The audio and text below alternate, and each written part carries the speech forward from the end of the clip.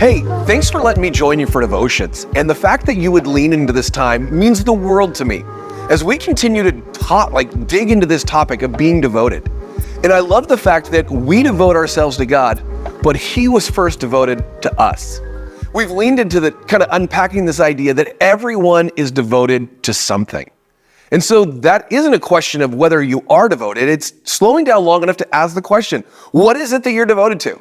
And there's so many great things fighting for that devotion, right? Family, relationships, stuff, careers, school. I mean, all these things, none of these are horrible, but they're all wanting to be number one. And we're landing this idea on what we seek first is what we're devoted to.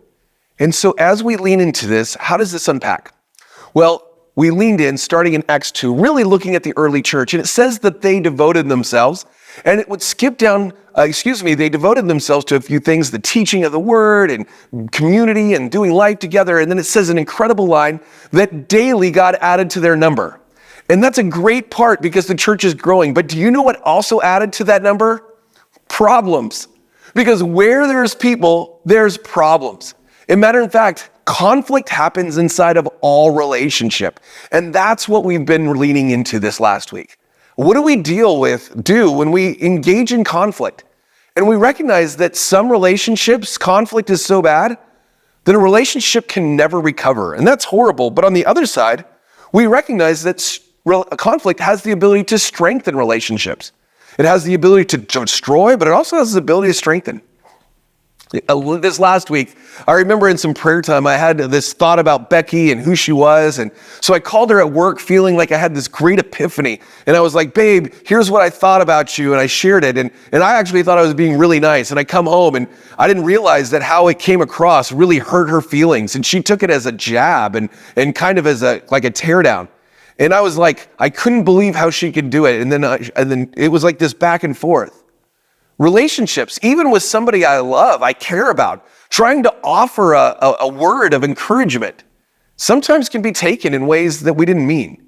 In fact, because of that, we recognize a part that conflict, if not addressed, can create distance and separation. So how do we be devoted to the end goal?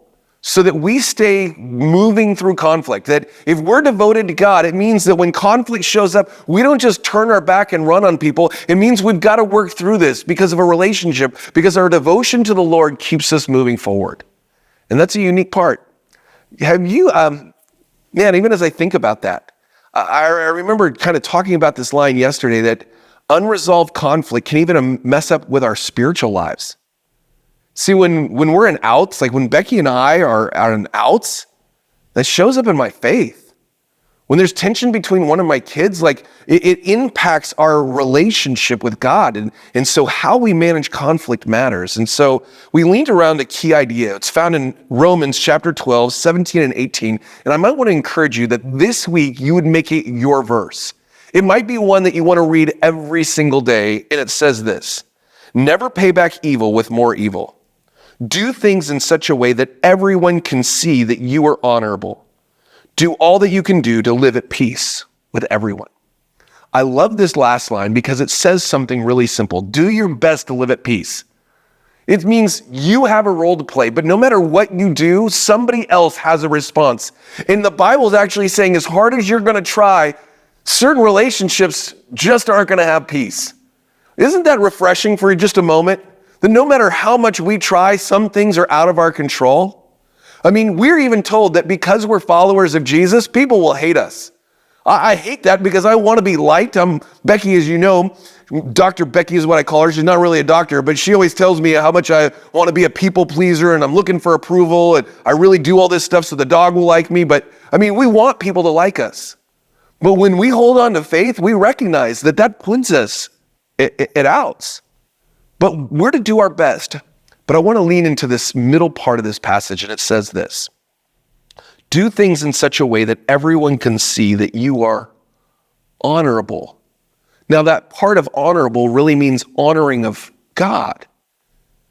Do your best to live in a way that when people see you, the way you live, the way you work, the way you act on the softball field or the pickleball court, The way you engage with your kids or how you model friendships or all these pieces, do it in a way that honors God. And from it, that we would experience relational peace, that people would be drawn to us. And the way that we love, the way that we serve, the way that we give, not because we're devoted to people, but because we're devoted to God, we're committed to not letting hardship, difficulty, conflict, problems derail us from relationships. We're willing to stick it out into recovery, restore and heal and forgive and love so that we can keep moving forward to the greater calling. So as we walk through today, let me ask you a question. Is there a conflict, a person, a situation that one, you either need to forgive or ask for forgiveness? And here's my promise, that if you'll have the courage to take just a moment and spend some time in reflection and making that right, I'll guarantee you that it'll bring peace. That the circumstance that's been heavy on your heart, some weight will be lifted. You'll sleep a little bit better. Your insides will feel better. And secondly, it will draw you closer to God. Hey, I hope you have the courage to spend those times. As we walk out of this time together, I hope you hear this. We love you. We believe in you. Have a great day and God bless.